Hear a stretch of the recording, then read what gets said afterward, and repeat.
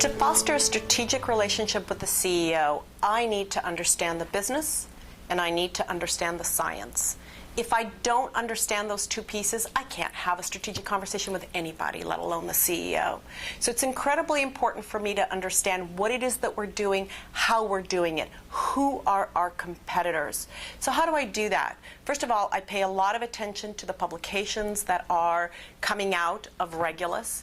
I also pay attention to the publications of our competitors. I read BioWorld every day. I make sure that I read Fierce Biotech every day, and any other publications that are out there to understand what is it that we're doing, what is it that our competitors are doing, how can I be one step ahead?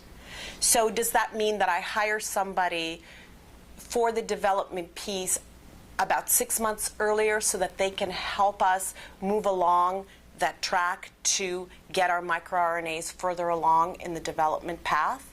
Maybe.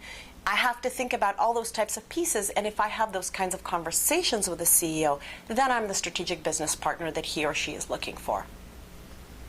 Where do I go for advice? I have both sources within my company as well as outside of my company. Internally, we're a very small HR department. I really don't have many individuals to partner with. So I go to my general counsel to bounce ideas with him. He has an interesting perspective coming from the legal background. And I frequently talk with my CFO, who also has been with the company a number of years, has a good pulse with what's going on in the organization, and always gives me an interesting finance spin to things. Externally, I go to those individuals that I've met throughout my career, whether it be individuals I've worked with or individuals I've met at great conferences like BIOCOM. And I have no problems calling them up, sending them an email, and asking for some feedback, getting their take on ways that they've done things. And I highly rely on them as a fellow HR partner in my current role. My biggest success to date has been in the making for the last 2 years, and that is the org evolution that the HR function has gone through this year. There were 3 main initiatives that we undertook to make us more effective and more efficient. One was the implementation of a new human capital management system, which allowed for manager and employee self-service, as well as real-time data and analytics to help the business make good decisions. Another thing we did was restructure our generalists so that they were aligned either to businesses or to locations.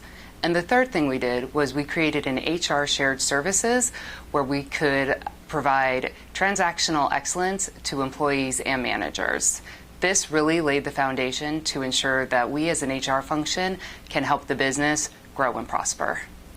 I think for those that are building a career in HR, there's a few pieces of advice I could give. One is be flexible. You have to be able to quickly change course when urgent matters arise. The second thing is be willing to take even the smallest assignments, because with every assignment you take, you can prove to others what your abilities are, and you can also learn from those. And the last piece of advice, I think, is not to be afraid to pick up the phone and ask for others' opinions, ask for advice from others. Make sure you have accurate information, because oftentimes employees, managers, the organization are making some very important decisions that could impact the organization or them personally. So your accuracy is critical.